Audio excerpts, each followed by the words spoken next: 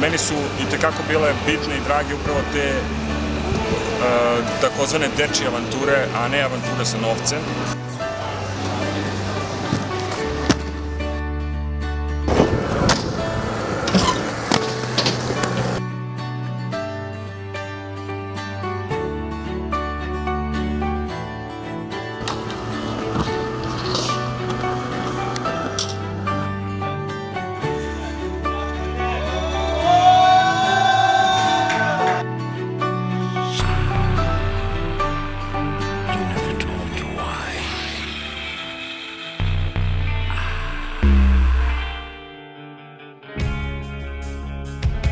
Reči su uvijek bile nedovoljne, pogotovo ako priča dolazi odavde. Priča je malo duža i opisuje praktično jedan ceo period stvaranja takozvane subkulture ili sporta kod nas, bivše Jugoslavije i Srbije, koja je nekada bila prilično zatvorena. Nešto što u drugim sportovima je prisutno, a to je da ovdje se imat nalazi u slobodu i to što ne postoji recimo u fudbalu, basketu i ostalim sportovima. Ovdje si ti bio sam sa sobom, znači tada nisu još, bila je priča da nisu postojale ni sudije, ni imena trikova, ni ništa što je u kalupi. Generalno, većina stvari koje su lepe ili nove, ljudi uglavnom gledaju to da ukalupe što pre i da mu daju ime i da ga obeleže. Sam ranih 82. počeo da vozim te klasične role. Tada smo bukvalno imali da vozimo na jednoj nozi, a za drugu nismo imali. Da bi kasnije, negde 80. godina, polako da vozim nešto ozbiljnije. Imao sam prilike tada da stupim u kontakt s ljudima koji su tada radili za Thrasher magazin, čuveni Thrasher magazin, skateboard magazin. I 80. godina sam čak imao prilike da dobijem i neke nalepnice od njih, što je tada bila velika retkost za Srbiju.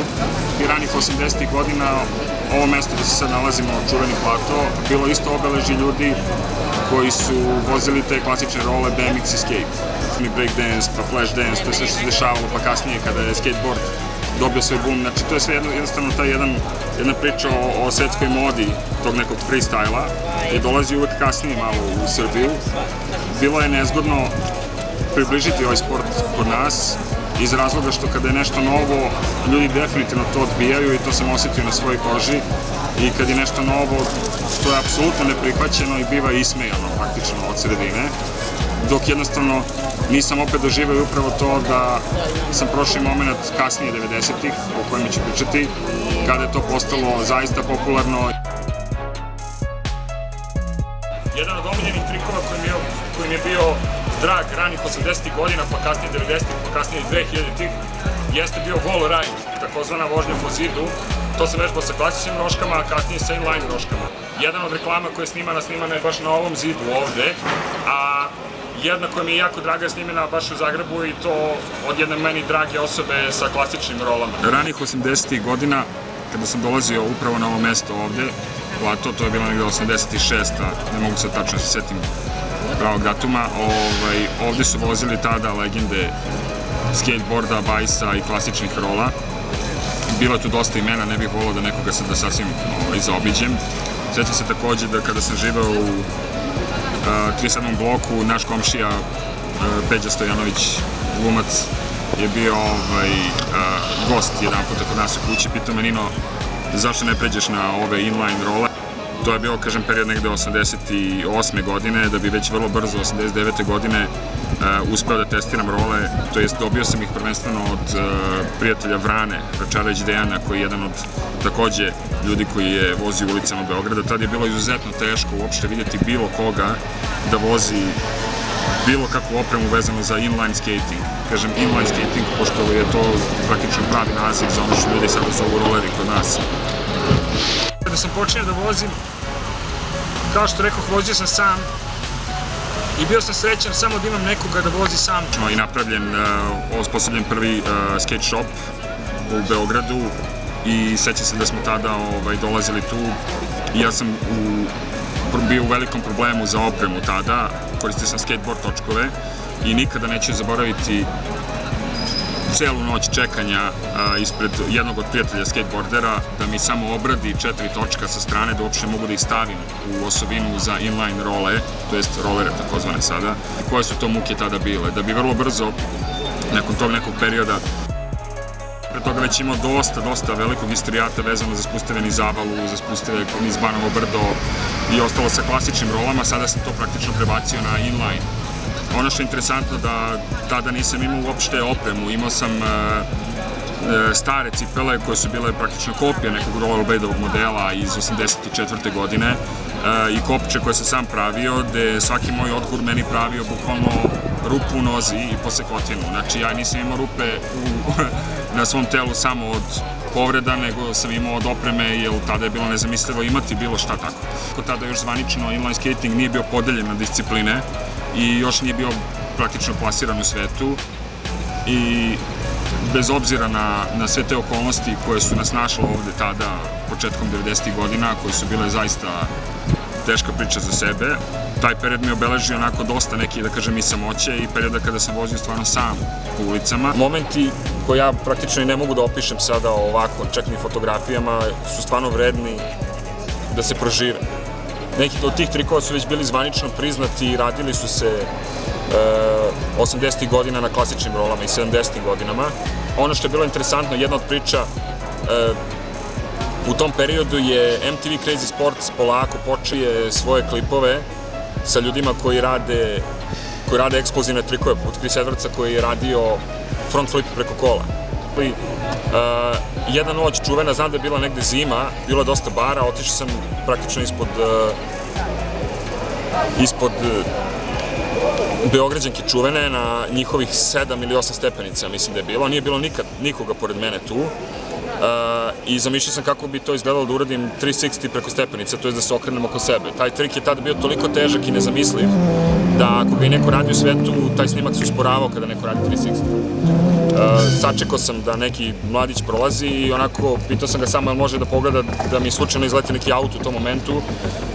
Zafurao sam se, zamislio sam to u glavi i stvarno kako sam ga zamislio, tako sam ga odmah dočekao na noge. To je bio moj prvi 360 uređen 1991. godine. Na prvom skateparku na Adi, koji je početkom tih rana 90-ih, krenula je priča sa tim, to je čuveni Tucke koji je vozio skateboard, osposobio. Tu sam upoznao Tomu i negde od 90. godine smo mi počeli da se aktivno družimo, vozimo, vežbamo u parku. Ja sam bio tamo kao promotivni vozač u tom našem prvom skate parku na Adi, koji je bio rane 90. godine. Da bi ubrzo Toma i ja išli po gradu i pokušavali da pravimo neku priču vezano za vožnju na trgu i vezano za vožnju na platovu. Ti mene su ljudi iz raznih novina, počevši iz časopisa Talas, pa kasnije Dnevnog telegrafa, pa kasnije Politike, pa kasnije Studija B, angažovali za neke video, kratke fotografije i tekstove koji su se pojavljivali u medijima i sve to praktično te neke 91. na 92. govorilo da će taj sport u principu biti polako, da će polako stići kod nas.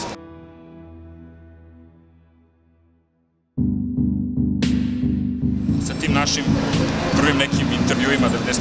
2. vozili smo praktično samo tada u gradu. Ja se sećam, mislim, te ekipe koja je tada vozila. Bili smo Toma, ja, bio je tada čuveni Oreka, da, Toma, Oreka, pa je tada isto vozio, ali tada se sećam da je skateboard bio praktično polako izguravan nekako sa te takozvane ekstremne scene. Kod nas, kažem, tada još nije ni postojalo. Sećam se kada sam nabavio prvu majicu Homeboy, koju sam kupio na nekom buvljaku, to je bila retkost imati bilo kakvo obeležje ili nalepnicu, kao i recimo prvu nalepnicu Povel Peralte koju sam nabavio praktično preko tog šopa, imao sam je na Roškama ili Swiss Bones ili Bones lagera, to je tada bilo apsolutno nezamislivo imati, pričamo o godini 91. Bilo je nas na prste, tada je bilo retkost kada nekoga sretneš na ulici da uopšte vozi inline role, jer tad niko nije ni vozio inline role. I ono što je specifično da je kod nas u Srbiji prvo zaživeo taj takozvani ekstremni stil vožnje koji se tada zvao aggressive style vožnje. I meni je bilo da nisam imao nikakvu konkurenciju u smislu da neko može da ponovi trik koji sam ja tada uradio, a skoro da ne postoji trik koji nisam probao ili ga nisam uradio. U tom nekom periodu sam upoznao i čuvenog Zvezdana s kojim sam oborio rekord na 110 na sat, držeći se za kola sa malim točkovima za trikove, ne velikim. To su bili obrađeni Red Bones točkovi koji su bili sagoreni Kada sam došao kući, stavio sam sveću u točak i zapalio. Ja tada nisam imao kamere kao sada što imaju klinci, nisam imao ništa da to snimim. Jedan od najopasnijih trikova te pojavlja inače u hollywoodskim filmovima, ga probao na sajmu. To je bilo tako što sam išao u punoj brzini držeći se za kola i projurio sam ispod kamiona koji je u tom trenutku zastao. Mogu to da snimi. Naravno, najbolje stvari koje sam imao nismo stigli da ih snimamo, jer nisam ja znao da ću ih uraditi tada. Isto specifičnih i opasnih stvari koje sam radio jeste spuštanje niz taj čuveni Bubanj potok, isto neke 91. 92. godine, sa isto još jednim drugarom kolima. To su ti neki momenti pre momenta koji su se uopšte dešavali kod nas vezano za inline skating ili takozvane rolere, kako ih ljudi ovde zovu. To je bio nekako moj svet u koji sam ja uvek mogao da pobegnem i bude slobodan. Tužno mi je kada vidim sada Adu. Ada je takođe bila jedan lep prostor za neku rekreativnu vožnju koju sam ja tada onako malo manje plasirao i vozio. Mesta i lokacije u Beogradu su mnogo bilo opuštenije i praznije nego danas. Tada je došla ta čuvena 90, došle su čuvene 92. 3. Došle su strašne krize, period skidanja patika. Ja sam i dalje vozio dosta sa skateboarderima u tom periodu. Kada radiš trik ili skidaš neki novi trik koji nikad niko nije uradio pre tebe, niti si ga video na nikakvom snimku da ga neko uradio, u tom trenutku dok se rotiraš oko svoje ose ili radiš trik u vazduhu, se osjećaš nekako bezvremenski i vreme za tebe tada staje. Strah je uvek postojao. Stvar je bila zamislim trik u glavi i da ga jednostavno uradim. Od 92. na 3. border Toša, Cobe, ne znam, Ila. Bilo nas je negde oko 10-ak, ja mislim, ili 7-8, sad tako nešto. Ja sam bio jedini koji vozio tada uopšte roške, inline roške. Bili smo oko Kajata, tu su se tada skupljali čuveni dizelaši i dobili smo par puta upozorenja da ne možemo više oko Kajata da se vozimo, zato što je to bilo inače isto kultno mesto, Kajat sam po sebi za vožnju. Da dok smo mi vežbali trikove, polako su se skupljale ekipe, 10 po 10, 10 po 10, u jednom trenutku kada smo se okrenuli, iza nas je stajalo negde oko 80 ljudi. Iz svih mogućih blokova su se skupili. To se sve jako brzo odigravalo, seća se da sam preskočio stepenice, upozorio ih nešto, ali to je izazvalo samo takvu frku da je bukvalno kao u filmu Indiana Jones. Mi smo bežali ka Interkontinentalu, a za nama je išla gomila ljudi koji su bacali bukvalno koplja na nas. Seća se da je Cobe bio tada u fazonu da će da ih zadrži daskom, ja sam rekao samo se okreni pogledaj koliko to ljudi ide na nas. To je bilo tako bezakonje, niko nikad nije pozvao ni miliciju ni ništa, mi smo svi zajedno jurili i trčali ka Gazeli, da bi se popeli na most Gazela, išli do sredine Gazela gde su se kola skretala levo i desno, a cela ta ekipa koja nas je jurila polako su postajali umorni, ali jurili su nas bukvalno do polovine Gazele. Praktično od čuvenog Luke dobio prvi moj časopis koji se zvao Inline Skate Mag, to je bio nemački časopis i koji je tada meni praktično otvorio neka nova vrata gde sam mogao da vidim da postoje izvesni trikovi koji tada nisu bili zvanično kao tada zvani aggressive inline skating. I tada sam u stvari prvi put istupio kontakt sa nekim ljudima iz inostranstva preko običnih pisama, to jest pisma. I imao veliku privilegiju od čoveka iz Nemačke koji mi je tada iz šopa poslao frejmove koji tada nisu mogli tek tako da se montiraju na cipele kao danas. I točkove kao i kačke od firme Hyper koja je tada tek počinjala sa svojom ozbiljnom pričom. Ja sam od njih dobio tada prvi prototip točkova koji je nastao takozvani Fat Boysi. A to je negde 93. kad je krenula uopšte proizvodnja tih točkova. Čuveni Leap of Fate, skok sudbine, koji je inače poznat u Americi kod jedne škole koji se nalazi, je za naše uslove bio ovde. 92. godine sam prvi put skočio preko ovoga inline roškama uzduž. Ovo je jako kompleksno bilo, još je nezgodan prilaz i dugačak je doček.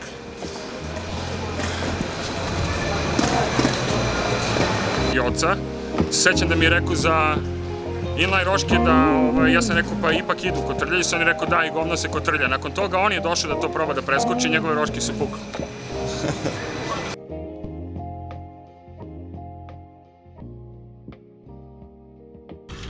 Moje koleno u takvom stanju od 1996. godine.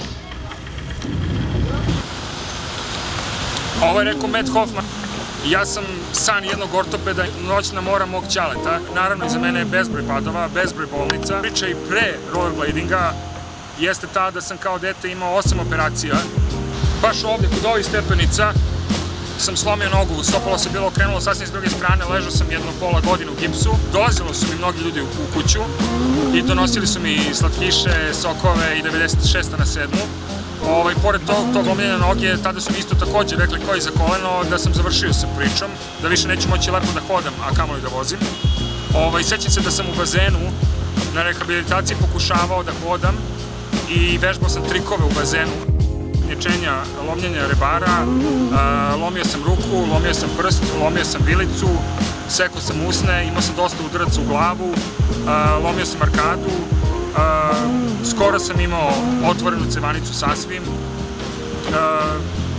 Inače mogu da sklopim celog sebe od rengijskih snimaka. Tek nakon neke 93. na 4. dakle upoznao Vladimira Tiku, pa zatim Milana iz Kraja, pa zatim drugara Sinišu u gradu, vozili smo praktično masa toga, nekde 94. godine sam upoznao Đoleta, on je isto počeo dolazi na plato, imali smo stvarno lepe i nezaboravne trenutke i kod njega u kafiću tada. Sećam se i kad sam ga držao za ruku, kad sam ga učio da radi 180. To su bili sve onako jedno lepi trenuci druženja, jednog iskrenog drugarskog druženja, noćne vožnje i ispustevi. Tada se već napravila neka mala, da kažem, komuna ljudi koja je vozila inline roške. Mi još tada nismo imali toliko veliki publicitet, sport bio razvijen da smo imali da nabavimo opremu. 95. godine pojavio se jedan moj drugar koji isto ostavio jedan veliki trag u toj jednoj mojoj priči, Milijan. I dok sam još vozio klasične roške, ne bio skateboarder, me je ohrabrio da pređem na inline roške još tih godina, 80-ih, kad smo pričali. Te 95. godine smo se našli na platovu, išli smo nešto da obavimo. On je otišao da se vozi po ulicama, ne znam tačno šta se tada odvilo, znam da je prijatelj koji je bio sa njim krenuo nazad, Žuga, jedan moj drugar s kojim isto imam nezaboravne trenutke, je krenuo nazad i samo mi je prijavio da leži na podu i da je scena grozna. Ja sam probao da dojurim sa platoa do Vasine ulice. Oko njega je već bilo gomilu ljudi, hitne pomoći uopšte nije bilo, shvatio sam da nema šanse da sa takvom povredom, čovjek je presekao vrat, izlog. Shvatio sam da nema šanse da mu ja lično pomognem, ali ono što sam mogao, jurio sam da zaustavim bilo koji automobil hitne pomoći koji tada nije postojao, tada nije postojao od mobilnih telefona, nije bilo ničega. Zbacio sam se na automobil milicije, stavili su me u kola, vratili su me nazad. Tada je tek stigla hitna pomoć nakon tek 45 minuta, to je ono u kojem stanju smo mi tada vozili. Nije bilo mobilnog telefona, nije bilo hitne pomoći, nije bilo ničega. Znači, dečko je preminuo tu na licu mesta, to je jedna jako potresna priča, tada su se svi malo od te 94. na 5. spustili lop. Ta priča ostavila jedan veliki trag na sve nas. Neke 94. godine sam također dobio poziv da snimam prvu video reklamu za jedan proizvod kod nas. Treba da igram mladog ćaleta sa bebom. To je bilo onako veoma smešno. Znam da se puštalo tada na TV Politici, ne znam gde je još tačno. Polako su počeli se pojavljuju te neke slike o inline skatingu. 93. ili 4. isto se prvi put kod nas pojavio na Trgu Republike pravi MTV, pravi MTV, američki MTV, ne ovaj sada, što je tada bilo van serijski da se uopšte vidi kod nas u Srbiji. I tada su radili intervju sa mnom na platovu i uradio sam par trikova i znam da me zvala drugarica koja je tada gledala, tad su bile videokasete naravno, i žalila se da nije stigla da snimi. Nakon toga usledilo sijaset nekih reklama, sijaset nekih dešavanja i polako su mediji počeli da bivaju zainteresovani. Vrlo brzo su me zvali sa RTS-a, sećam se, radili smo jedan intervju koji je bio kod Hayata. U tom periodu je već polako počele su grupe ljudi da dolaze, počeli smo se vozimo, već se tu napravila neka scena. Zvanično mi još nismo imali nikakav niti skate park, niti nikakve uslove za vožnju, sve je to bila jedna ulična vožnja koja je bila jako zabavna, ali isto tako jako opasna. To je bilo bezbroj spusteva, niz Avalu, niz Banjicu, niz Košutnjak. Ne mogu da nabrojim koliko tih interesantnih priča bilo, kao i putovanja i ostajanja kod prijatelja i tako dalje. Iako u tom nekom mom zlatnom periodu kad sam ja imao 18-19 godina, tada je buktao ovde rat. Ja nisam bio u prilici da budem pušten nigde da izađem iz zemlje i nisam mogao da odem tada nigde kada je već u svetu počinjala ekspanzija u Italiji, u Francuskoj, već su počele priče ozbiljne, vezano za inline skating, agresivna skating koji je već dobio definiciju tada i već su trikovi dobijali svoje imena, znalo se šta je soul grind, osnovni trik, slide i tako dalje, to su neki početci uopšte same priče koja je interesantna. Vrlo brzo sam stupio u kontakt sa Angie Walton, to je žena koja je vlasnica časopisa Daily Bread. Daily Bread je nešto kao Thrasher za skateboarding, kao Vogue za modu. To je jednostavno jedan ogroman skate časopis koji je pokrivala cela planeta. Ja sam sa njima bio u kontaktu i Angie Walton mi je preko prijatelja slala pomoć, kao i neki ljudi iz sveta koji su mi slali takođe isto veliku pomoć iz sveta u okviru opreme i stvari, dok još nije kod nas buknula priča ozbiljnije. Naravno, trikovi su napredovali iz godine u godinu, sve je postalo mnogo kompleksnije i teže. 95. tu se pojavili, ima dosta ljudi koji su i, da kažem, zaslužni za neku ipak scenu kod nas, koja je kakva takva ipak bila prilično velika, u stvari ogromna, za one pojmove u odnosu na sada. Ja sam bio ovome i pre nego što je ovo bilo popularno, i za vreme toga dok je bilo popularno i kad je prestalo da bude popularno. Počeo se snimaju reklame. Mi smo praktično imali dosta nekih unutrašnjih razdora između radnih ljudi, bilo je tu svega i svačega. Ono što je interesantno, ja sam dobio relativno brzo sponzorstvo od firme Rollerblade koja je bila zastupništvo Benetton Sport sistema tada. Bio sam skoro 10 godina sponzorisan od njih. Ali kod nas u Srbiji to bilo prilično nezgodno ukoliko čovek ovde nema neku ozbiljnu zaleđenu ili se ne bavi raznim poslovima, teško da može da ostvari neke druge priče. Krenula ta ekspanzija, imao sam dosta, kažem, lepih i ružnih stvari vezano za takozvane moje tadašnje prijatelje. Bauer u principu odradio jedan veliki deo posla za razvoj ovog sporta ovde. Da prvi klub Extreme Art nastaje 1996. na 97. u saradnji sa Nenadom, Urošem, Petrom i još sijaset ljudi. Tu je bila i mala Natalija koja isto obeležila jedan lep period vožnje. Taj klub je imao toliko jednu lepu priču, jednu iskrenu priču, jedno lepo druženje koje stvarno neću zaboraviti i kod tog drugara u stanu i kasnije i momente kao i prvo takmičenje koje smo imali. Prvo takmičenje je bilo sjajno. Onu priču koju sam ja počeo 91. 2. i 3. a to je bilo da jednog po jednog čoveka dovodim na plato da vozi. Tada smo uspeli svi zajedno da napravimo prvo takmičenje, da se od toga napravi nešto. To me prisjeća isto i na momente kada smo sa čuvenim Banetom, skaterom, još davne 80 i neki napravili prvo skateboard takmičenje gde sam se isto pojavio, gde sam tada upoznao i Paju. To je bila 88. godina.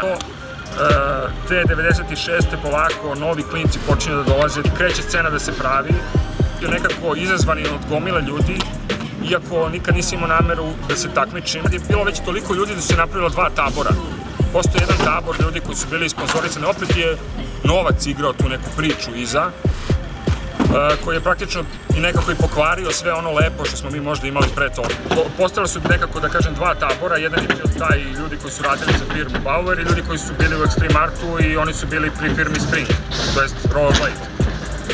Interesantno je da sam ja mogao sam da radim sa tim Rollerbladeom, ali ja sam ipak odlučio da je pametnije da taj Rollerblade prepustim tadašnjem klubu sa kojim sam sarađivao, to jest Extreme Artu.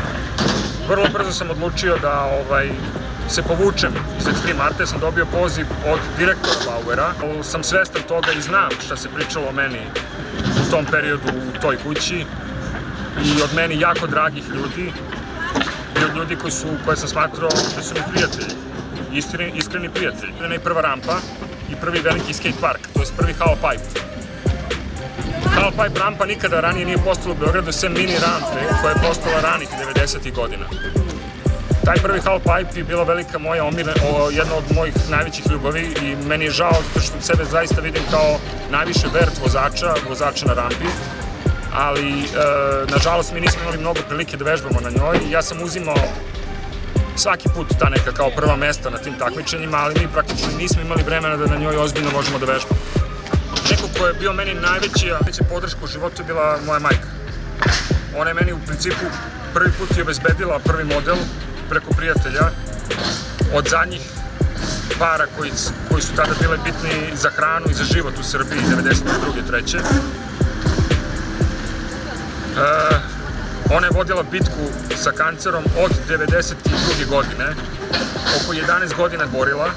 Sve moje vožnje koje su bile, jeste u stvari bio bol koji me držao i koji sam prećutkivao. 2007. i ona imala još svoju posljednju borbu koja je trajala 40 dana. Ja nisam tad bio toliko u stanju da vozim, povukao sam se iz sponzorstva rollerblade i svega. 97. godina je bila jedan veliki boom za inline skating. To je bila eksplozija u inline skatingu i u svetu i kod nas. Vrlo brzo se napravilo veliko takmičenje na Tašmajdanu. Na tom takmičenju ja nisam bio poželjen da dođem, zato što sam navodno radio za firmu Bauer. Dan pre tog takmičenja se desilo to da su postavili vert rampu firma Bauer, koja je opet bila konkurentna firma. Sećam se da su postavili rampu, došli su Đole, Igor i ne znam ko je sad sve bio tu s nama. I bila je priča, ajde ko će se spusti. Znam da su svi iznenada imali problem da moraju da idu kod zubara ili moraju nešto da rešavaju ili su povređeni. Naravno da sam se popao i spustio prvi put niz rampu ozbiljno, iskočio i vratio se, povredio sam jako koleno. I sećam se da te godine nisam otišao na to takmičenje na Tašmajdanu. Dan pred takmičenje, čuveno, u Baueru, prvo takmičenje.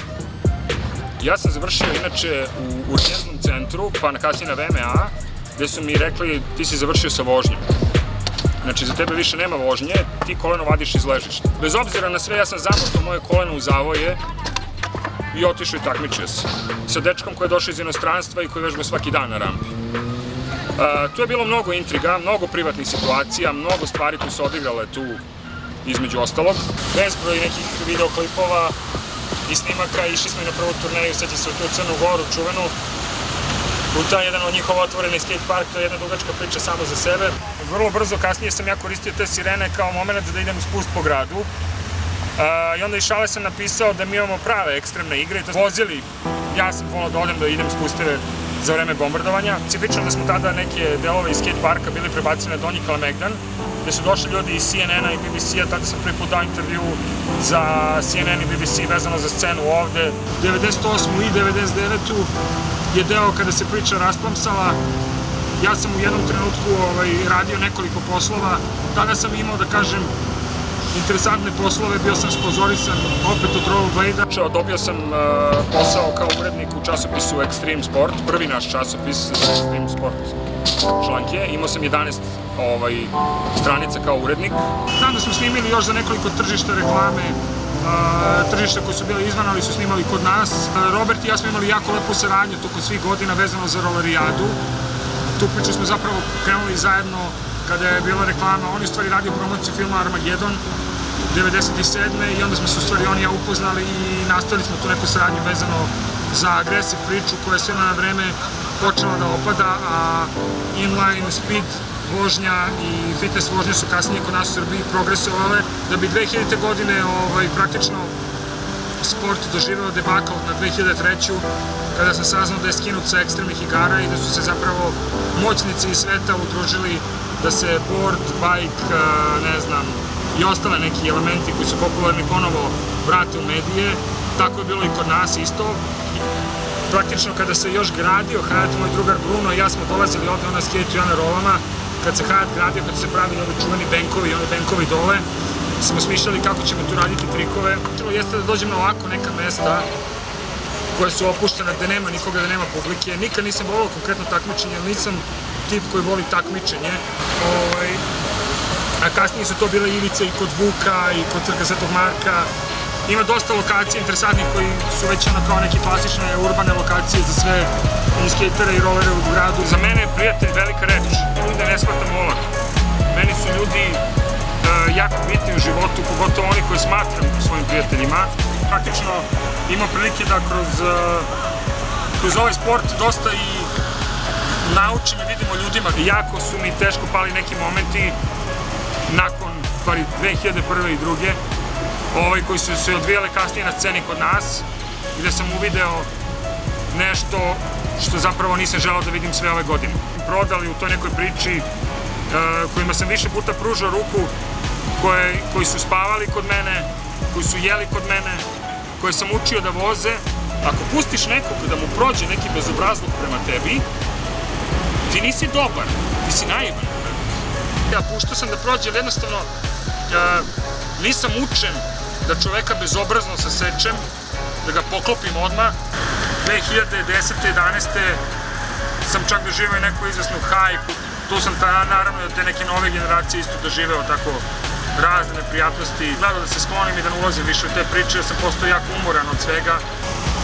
Taj jedan moment na 2010. već pa nadalje, sport se prebacio praktično na samu uličnu vožnju. Ti se bio našao u jednom trenutku između dve vode. Imao sam staru ekipu kod kojih možda i nemam neke simpatije. Imao sam i novu ekipu koja me isto nešto posebno nije. Kada je inline skating sad ovih godina postao underground, kada ga više nema u publicitetu i kada više nije in voziti inline roške, pogotovo ne agresiv, jer i taj termin se više odavno ne koristi. Ono što mi je jedan od velikih ljubavi, što sam u stvari radio kombinaciju, počeo sam da sklapam monster skates, takozvane čudovište rošule. Krenuo sam da sklapam cipelu agresiv na race opremu, na race lagere, na race točkove koji su 110 mm i volim da izjurim noću. Jako sam zahvalan ljudima koji su mi se stvarno našli i koji su iz inostranstva tokom 90-ih i ljudima koji dan danas znaju da mi se nađu, kao što je Zoltan, čovek koji mi se dosta puta našao za tu sportsku brzinsku opremu. Vidim ja da ljudi stave starije čike koji voze po Kaliforniji skateboard.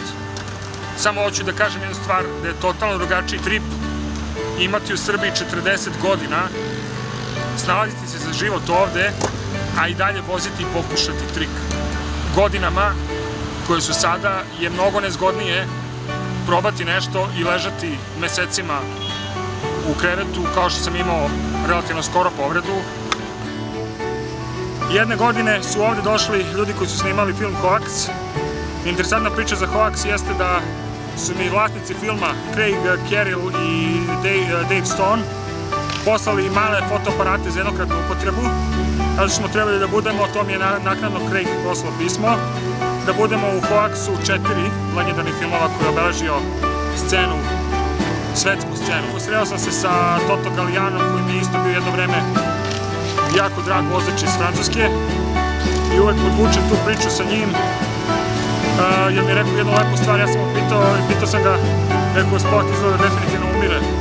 On je rekao ne, sport smo mi, a to je ono s čim sam počeo ovaj tekst. Znači nisu dovoljne kada nešto dolazi odavde.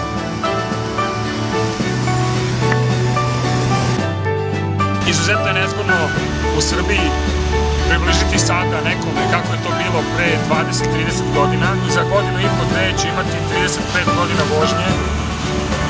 To je onako jedan lep jubilej. Kažem opet sporta koji društveno nije priznat, ali sport koji ima mnogo više duše po meni od nekih koji jesu društveno priznati.